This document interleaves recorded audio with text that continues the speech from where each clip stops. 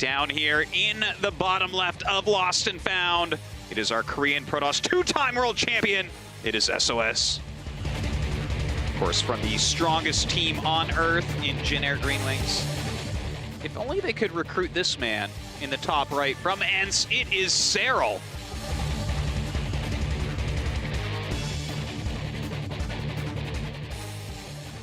And Serral, we've seen him against Protoss play a little bit of different styles at time. You know, we've seen him kind of skip roaches, sometimes go straight into Hydralisk and Banelings. He's a difficult opponent to kind of trick and do damage to with, you know, Adept's timings, Zealot's timings and all that. But SOS is one of these players that's one of the absolute best at cannon rushing, and he's going to go for one of these here against Serral. Will Serral be ready for this? Does he even kind of expect that this could be coming? He's going to be seeing it, I think, and realizing what's happening pretty early, but SOS, we've seen... Can you stop that, though? Yeah. Like, even if you see it coming, that doesn't mean you're going to stop it, especially when it's coming out of someone like SOS.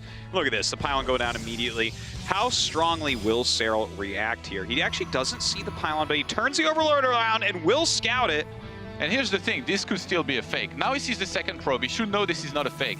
How does Serral react? Does he send another drone out on the map to start another hatchery? Does he pull a lot of drones?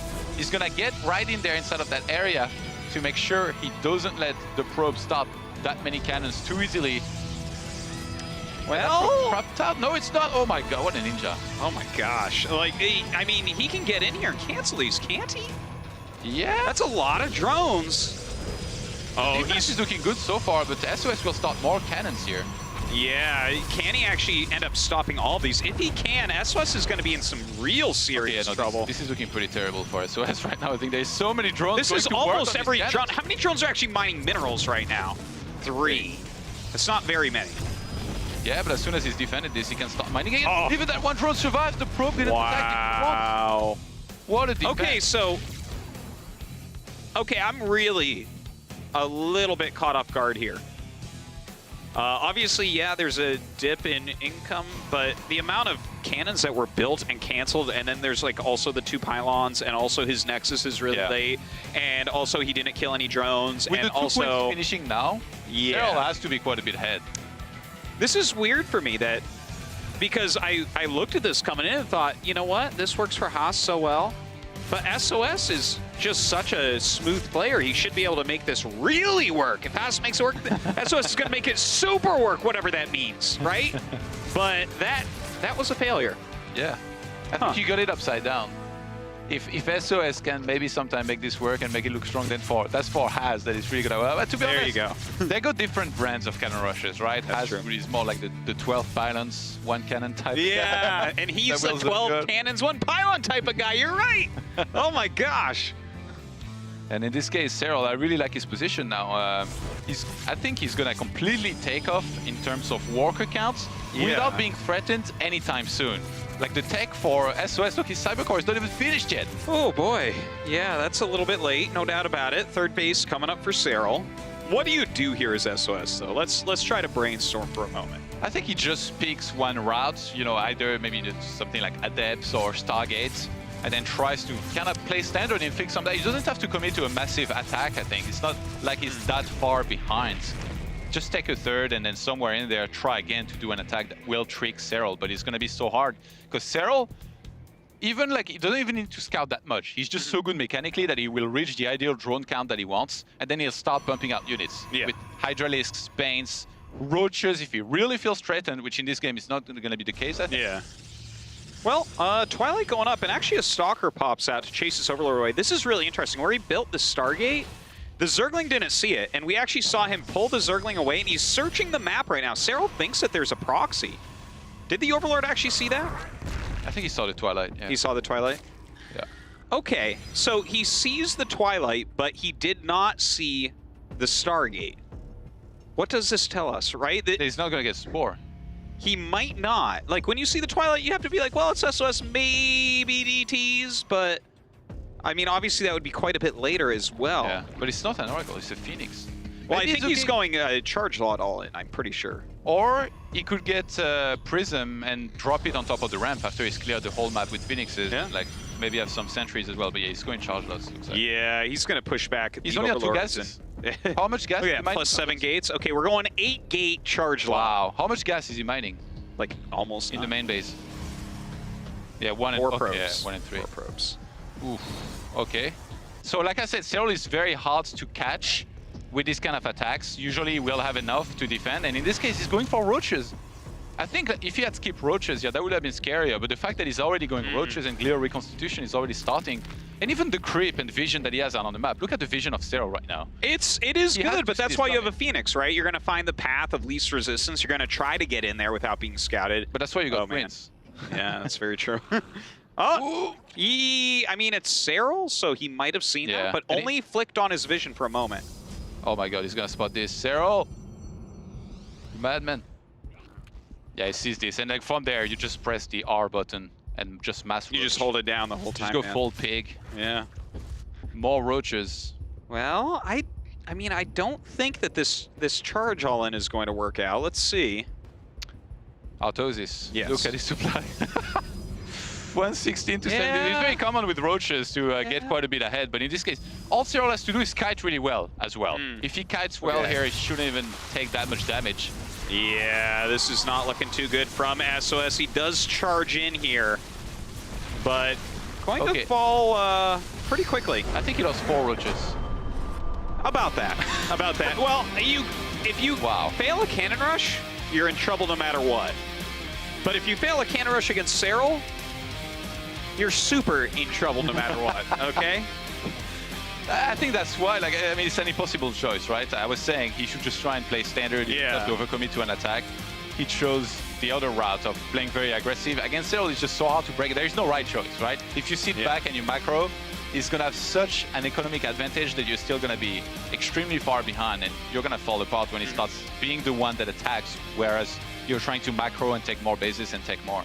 You know, I gotta say, I'm just a little bit surprised that when he did this cannon rush, like, he didn't get a wall up behind the mineral patches. Like, Lost and Found is a great map for cannon rushes. There's no doubt about that. But he was kind of slow on executing it properly. Was he overconfident? Yeah, I think so. Like, because he could have made the pylons, like you said, on the right side of that first cannon. And then once that one's covered, you can start more and more, and then make sure you kill that base. The problem with that is that it would have been down the ramp to where if there's a spine crawler with a crypt tumor up there, it kills everything. Yeah. So maybe that's what motivated him, but I think he was like looking too far ahead. He needed to take out that expo with that opener. Well, if you don't, then you're just so far behind. And then he even like I can't finish. 2 cannons actually died there. I guess one while it was warping in. But man, just not the opening SOS was looking for here. You know, he is coming in as a little bit of an underdog. He hasn't had the most stellar year over in Korea. But it's a tournament he normally excels in, so even though that was kind of a sloppy first game from him, we should not be counting him out yet. You know, this is their first encounter ever in the tournament, by the way. They've never met, and we get it here, a world premiere at the Global Finals. The old champion versus possibly the new here in Serral. Let's see, we're going into map number 2 on Blue Shift in the top right. Our Protoss champion, it is SOS. And in the bottom left, from Finland, none other than Serral.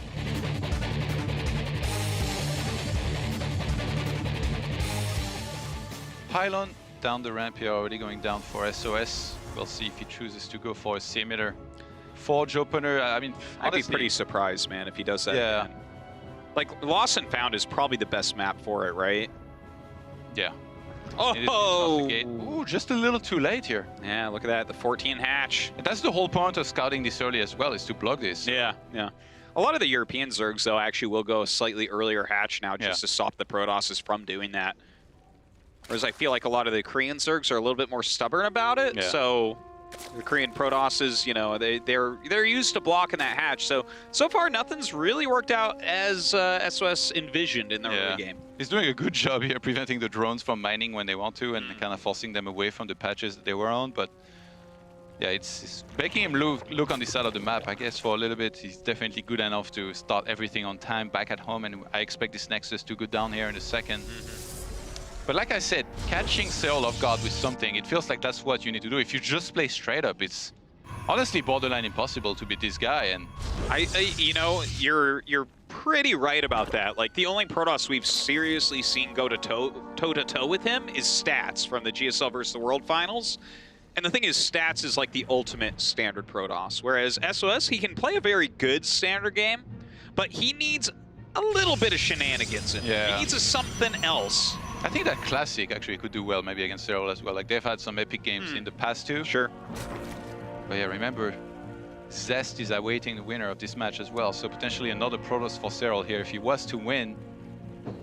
If I was a Protoss player and I was waiting here in the winner's match, I'd be like, oh my god, please SOS, do it. Yeah, please, please. Well, you know, you say that, but SOS is also the greatest Protoss versus Protoss player in the history of Earth. So that could be a tough one either way.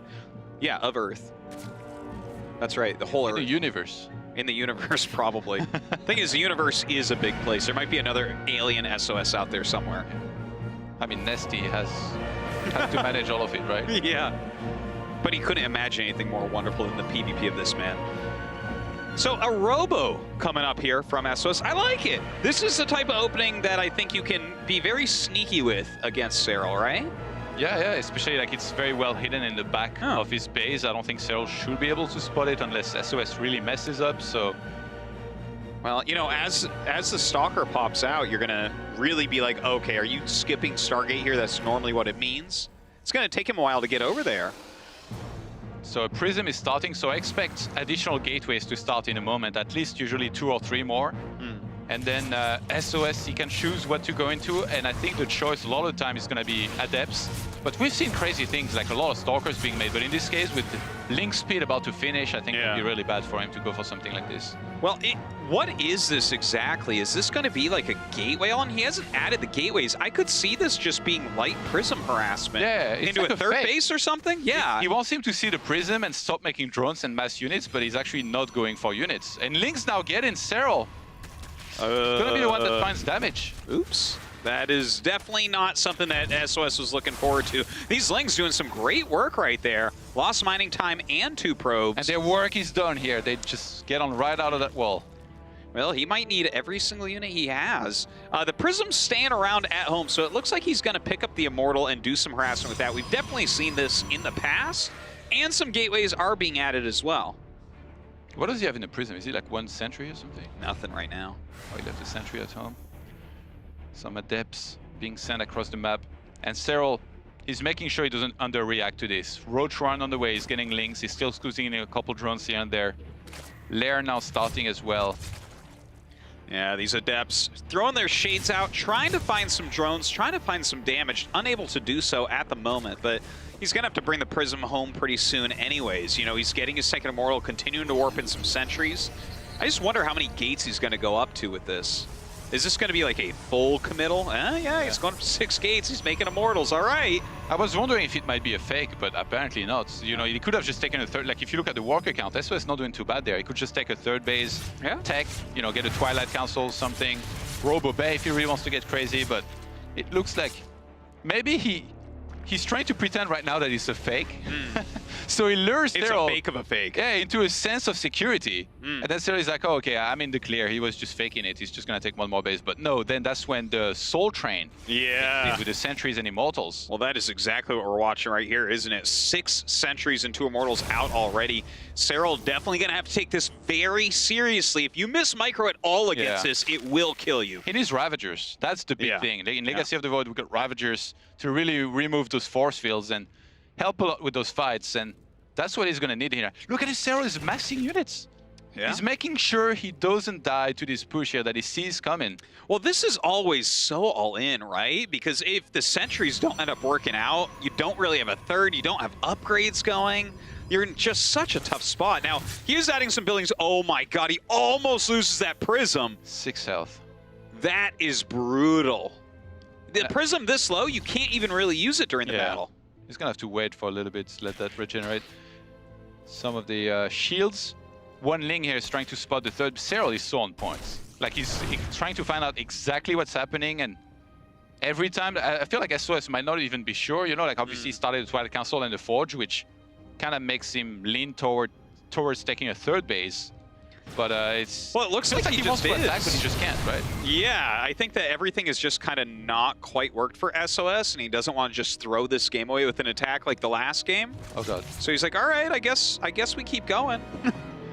The interception. Oh, my gosh. These queens are trying. Look at them tippy-toe. They don't want to work the prism. Very quietly coming over trying to catch it. One of them revealed. Yeah. Got a little bit overexcited right there. Prism continued to take a bit of damage.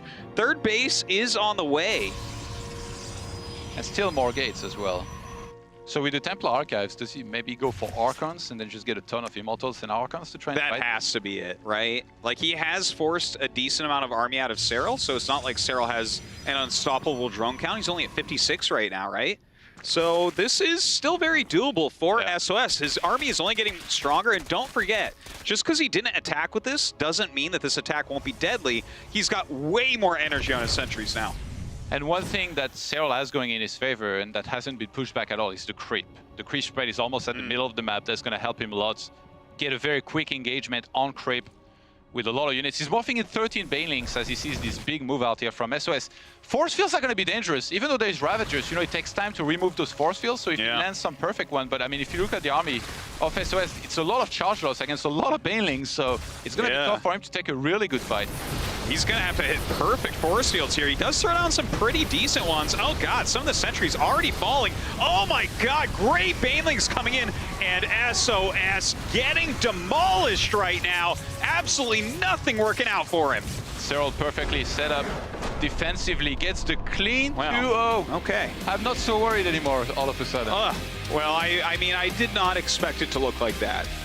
Okay, SOS is such a beast and so tricky, but both of these games were like him falling flat on his face after stepping on a rake and falling down a set of stairs.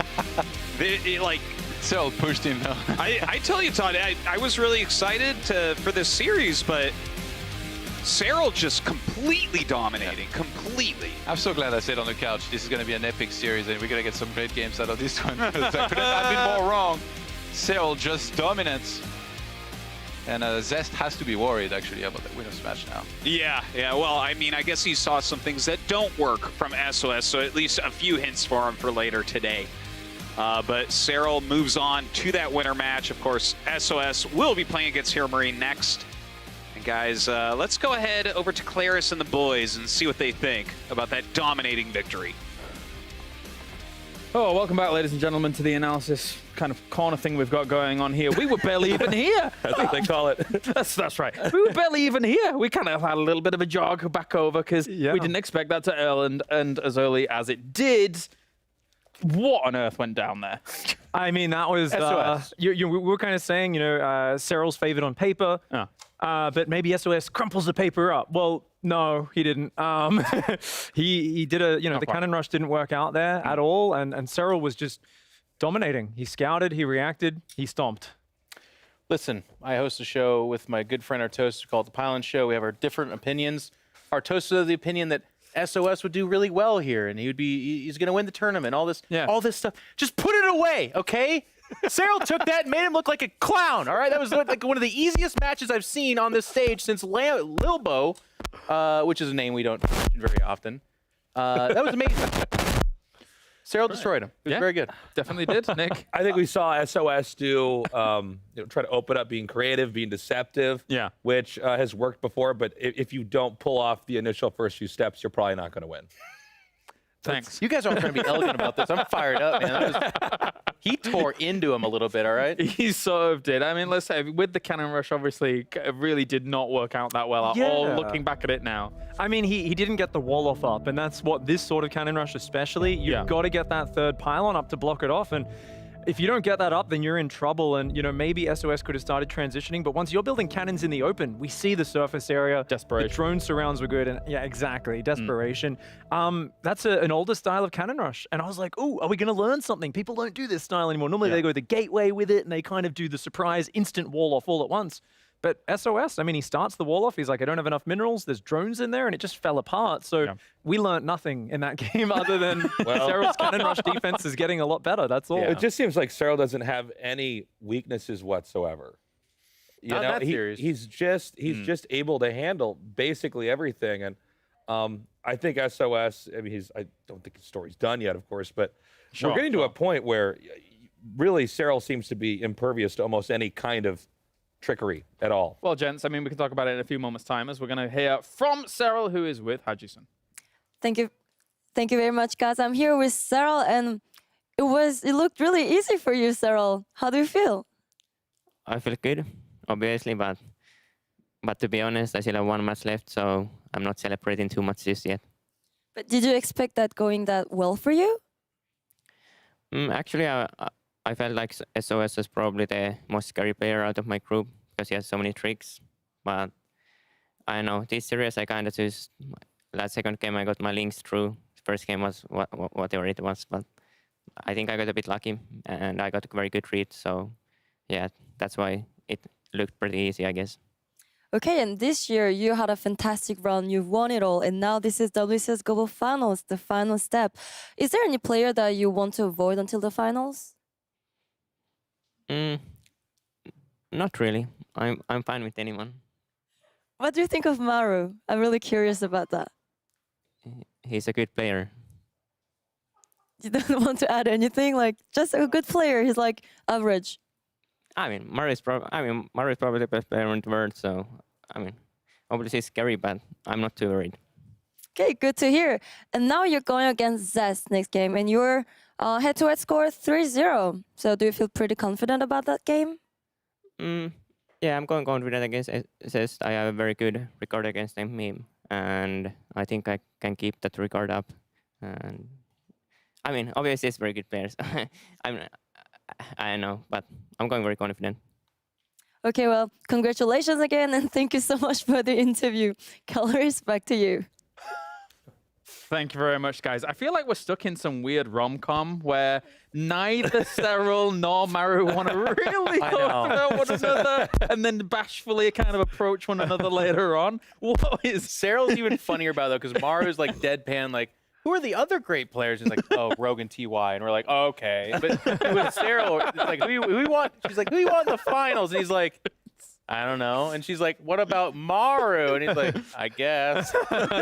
He's got the smile because you know that we want him to be like, oh, yeah. Maru, man, I want that guy. But instead he's like, I just want to win, whatever it is. I mean, it was something to extrapolate from what we heard from Serral just there. He mentioned that SOS was one of the guys that he was a little bit wary of coming into this group. And I think that's a fair statement. He's a guy that can throw absolutely anything at you, just unfortunately kind of threw a wet fish the way of Serral in this game, and it really didn't work out. He broke it down nicely, though. He talked about how it's just, it is with the way SOS plays, if it gets caught out, if there's just, as Pig pointed out, if you're just missing a couple of minerals and don't fully wall off, the entire build kind of falls on its face. And when you're playing a guy like Serral, there is no coming back from that. It's also the PvZ matchup a little bit, by the way, too. If you're going to be a trickster Protoss, and you do these kind of unforgiving styles, if a Warp Prism gets picked off, or all of a sudden a pylon doesn't finish, that can just be the end of it. And that's kind of what we saw. So for me, we have our laughs. It looks good for Serral, but I'm not, like, SOS still has a really good chance to make it out of this group. I still think he can. Sure. Will. I mean, even in that last engagement there towards the end, even some Banelings kind of trickling through, getting through all the force field walls that were going down. Everything was really not going SOS's way at all. You know, it was a cool style from SOS. So just to talk about that a little bit more, it's this kind of like, when you play the Robo, there's the constant threat of when's the Protoss going to push? Sure. And Serral said, you know, my Lings got in. He's like, I did some damage, I slowed him down, and he just played so safe from there. It was like very heavy on the Ravages and stuff. So I think Serral, if we want to identify his specialty, it's once he identifies things with scouting. And he's so good at poking around and seeing everything. So Serral saw exactly what SOS was up to. He reacted very well. He didn't over-drone. He didn't play greedy. He really respects every single one of his opponents. And it's not just a joke when he says this in his interviews. He's always like, look, these are all very good players. Absolutely. I know they're all a huge challenge. And you see it because he's always checking for tricks. He's confirming and double scouting and kind of checking exactly what's going on. So he's always adapting on the fly as well. And that's why these games, it's not like, oh, it's just over at a certain point. No, he keeps checking and adjusting and adapting. And that's why he keeps cementing his lead in these matches. I mean, since before the WCS Austin qualifiers, he was 47-0 up until that point where he lost that series against Neeb. I think it's good to see, especially in this matchup, they're very different opponents, Nick, but it's good to see that Serral's come in strong, very confident, calm and collected into his first series. Yeah, I think we saw earlier that, okay, he can bleed, he can lose, but clearly against SOS, he swats down anything that SOS is going to try, as you were saying, Pick, scouts everything, denies everything, and then plays the perfect game and closes it out.